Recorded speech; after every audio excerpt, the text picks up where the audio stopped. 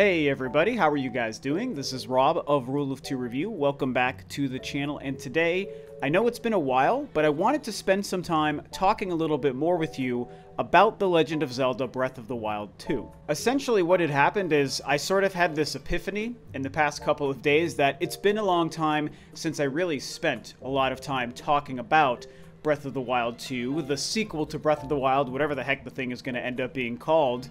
And now that we're in 2021, which is the year that many of us expect or believe that we might actually see the game release, I realized that I've been building up a lot of thoughts and theories about the game and what I think might be happening in it, what directions I think it might go, when we might actually see the game further discussed and maybe even released, and all of these different things.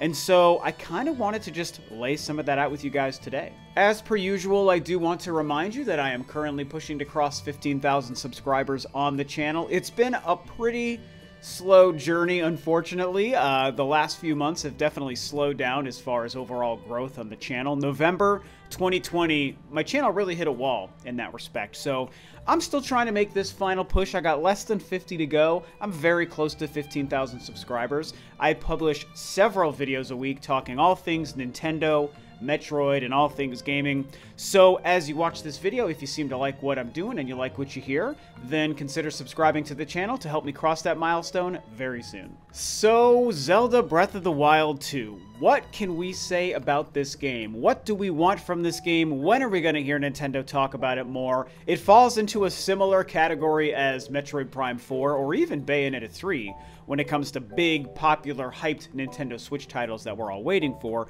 Of course, Breath of the Wild 2 rests on the advantage of at least having an actual trailer that has given us some glimpse into the game, and that is something that Metroid Prime 4 and Bayonetta 3 cannot say. But with that comes some of the same frustrations where, even though it's nice that we got that initial trailer for Breath of the Wild 2, it's all we've had. It's been over a year, and we're really waiting to understand more about what this game could be and when we might actually see it. I think if we start this conversation on the when we might see it, I have to tell you that I fall in line with many other people, and if you've even followed me for a while, you've heard me say this on many videos and live streams in the past. I do think this game is releasing this year, you guys. I think this is and has always meant to be a holiday 2021 title. One of the best advantages this game has is being a direct sequel to a game that already exists, and as we've seen from that trailer, is clearly going to be using pretty much the exact same engine and the exact same assets. Sure, it's probably going to look quite a bit better, and they'll be changing and evolving and adding all sorts of crazy things. That's what makes it exciting. But it is based on something that already exists, built on the Wii U / Nintendo Switch architecture, right? It's continuing the same visual style, the same engine. Maybe they go to a different area, maybe we stay in Hyrule. I mean, we don't know those things, but this game already has a very strong and already built foundation, which means, in theory, of course we could be wrong here, but in theory, it should be a little bit quicker and more efficient for Nintendo to develop and release this game compared to the 5, 6, 7, whatever years they had to spend building and releasing the original Breath of the Wild. In fact, not long after Breath of the Wild 2 was first revealed at E3 of 2019, series producer Eiji Aonuma actually confirmed that Breath of the Wild 2 was born out of DLC that they were first making for the original Breath of the Wild, which is something that we've seen plenty of companies do, and we've even seen Nintendo do with some of their titles in the past. Here's a couple of things he actually said to Polygon later in the day after the game was revealed. When it comes down to technical things, DLC is pretty much data. You're adding data to a pre-existing title. And so when we wanted to add bigger changes, DLC is not enough. And that's why we thought maybe a sequel would be a good fit. When asked if this sequel was originally planned as DLC, Aonuma responded that, quote, "Initially we were thinking of just DLC ideas. But then we had a lot of ideas and we said, this is too many ideas, let's make one new game and start from scratch." Pretty interesting stuff. And of course, we've all known this, since the game was first revealed. Like I said, this article, this quote and interview is well over a year old. So it's not new information, but it is cool to kind of refocus in on that fact and remind ourselves as we sit here and wait for more info on Breath of the Wild 2, that the game does have this feather in its cap. Nintendo was already working on the original Breath of the Wild, creating DLC beyond the initial DLC package that released before E3 in 2019. And so they're taking what they were already doing and they're just turning it into a longer, bigger, more fleshed out game. To me, that's very exciting, and it means it's just really hard for me to believe that this game won't be ready to release this year in 2021. It just feels like the perfect time. Of course, what does all this really mean for what the game will be, what the story will be, where are we going to be traveling within this game? How does it actually affect the context of the journey in Breath of the Wild 2? That's another question, and it's kind of some of the more fun stuff to talk about, and I think that we can actually put some pieces together potentially based on this little bit of information that we know from his quotes about the DLC turning into Breath of the Wild 2. For me, it could mean something kind of disappointing or something kind of very exciting. The disappointing aspect, just for myself personally here, would be if we're just staying in the same Hyrule that we already played in Breath of the Wild. And of course, do not get me wrong, because I think that open world, that huge map, the way they built Hyrule and allowed us to play within it in Breath of the Wild is spectacular. In my opinion, the greatest open world map and area and experience I've ever played, and I am a huge fan of other open world games. Obviously, games like Skyrim and Fallout come to mind, and those are two of my favorite franchises. Well, Elder Scrolls, of course. The Elder Scrolls franchise and Fallout, those are two very popular open world franchises, two of my favorites, but I think that Breath of the Wild trumps them all, and part of that is because that map was so huge, so much fun, so much to do. It felt like a living, breathing world. The way you were allowed to just organically interact with it as you played, man, it was so much damn fun. I mean, how many of us just had our mind blown for the first 2 weeks that that game was out? Everything we kept just discovering as we played through was so fantastic, more so than any game before it. But regardless of how much I absolutely adore that map and that open world, I don't really want to go back to the same area in the sequel. And it would be different than what they did with A Link Between Worlds. That was a really unique and clever way to bring back an almost identical map from a classic 90s 16-bit Zelda game and rebuild it and reform it and change some of the mechanics of the game for a sequel, whatever 15, 20 years later, whatever the difference was there. That was really cool, and it was also a smaller tier portable game. But when we're talking about the main series and, you know, like the biggest Zelda game ever, Breath of the Wild, you're going to make a sequel to that. I think it would feel a little bit cheaper to make us go back to the same area.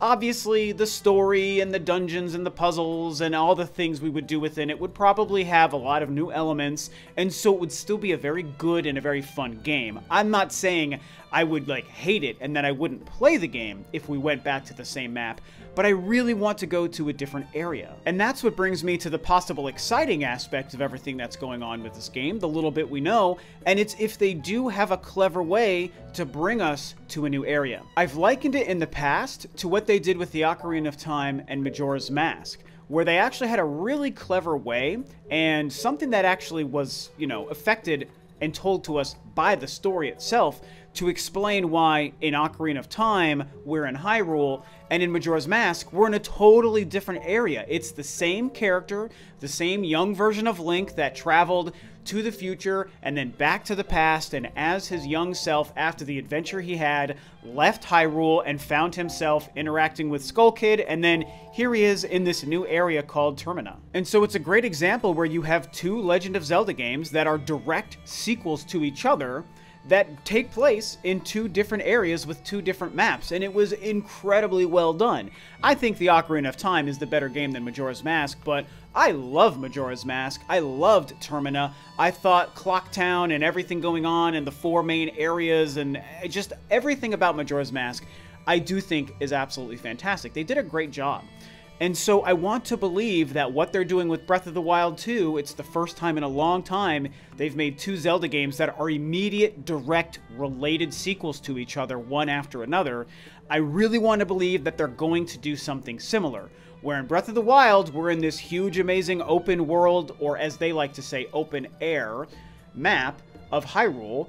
Now we're going to continue the story with the same versions of Link and Zelda and whatever might be happening with, you know, Calamity Ganon and how they're going to take the Age of Calamity stuff and incorporate it. And we're just going to go on to the next adventure. What happened after the credits rolled in Breath of the Wild? We don't have to stay in Hyrule. Hopefully they can take us somewhere else.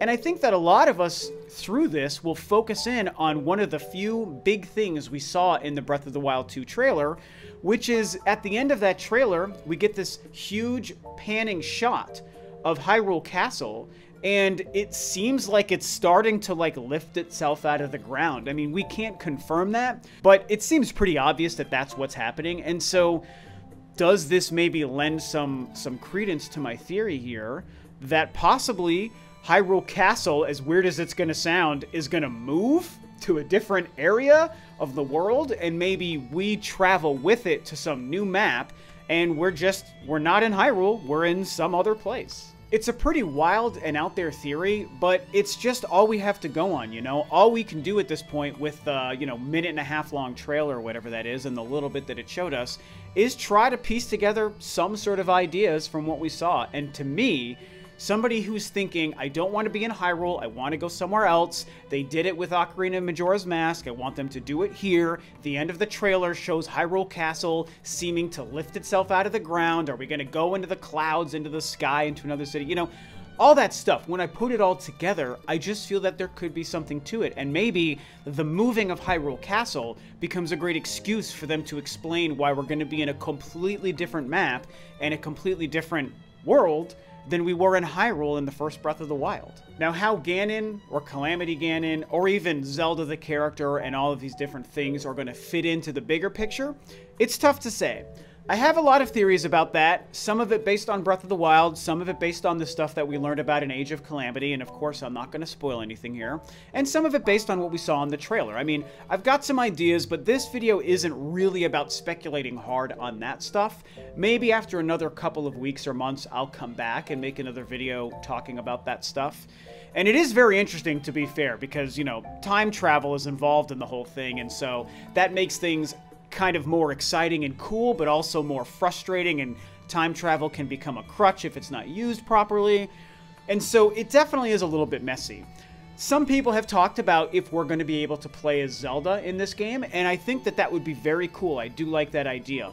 I still want Link to be the main focus just because he's always been the star of the games as far as who we're controlling, but I am very open to them doing something with Zelda as a character. I think that that could be really interesting, and it seems like she's playing a more proactive role in Breath of the Wild 2 than she was in Breath of the Wild 1. So a warrior Zelda, the Princess of Hyrule, actually picking up weapons and just going to town and dungeon crawling, that gets me excited. Like, of course, I'm a Zelda nerd. Who wouldn't be excited about that? I just want them to strike a good balance between whatever they're doing with playing as Link and playing as Zelda, and you know, it's something that could sound cool, but could also be messed up in execution. I think they would nail it, but we really just have to wait and see if that's even their plan in the first place. And so at this point, all we have left to wonder is, when are we going to see this game? When are we going to learn more about it? When are we going to get another trailer? Hopefully a bunch of actual in-game gameplay. When are we going to get an official title? Because it's not going to be called Breath of the Wild 2 or sequel to Breath of the Wild. I mean, it's going to have some kind of name. The Legend of Zelda Calamity Attacks Revenge, you know, whatever they're going to call it. The something of something, right? It's going to have that kind of a title to it. And when are we going to also get the release date? Are we going to get it confirmed this year, maybe over the summer during the E3 timeframe, that it is going to be releasing sometime in 2021? Or do they maybe confirm that it's not 2021? Just because we believe it's a 21 release doesn't mean that we're right. Maybe the game is meant to come out next year or even later. Heck, you know I have a belief in the next-gen console being around the corner. Maybe it's something Nintendo wants to just release on that instead, or go cross-gen again. I don't really believe that. I've told you guys how for Metroid Prime 4, I do think that there's a good chance that happens.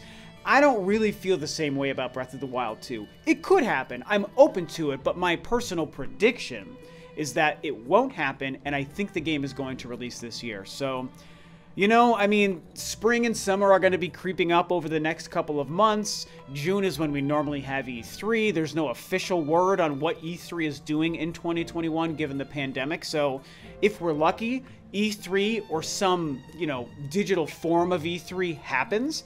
And if so, then, man, we know Nintendo is going to be showing and heavily featuring Breath of the Wild 2 at the E3.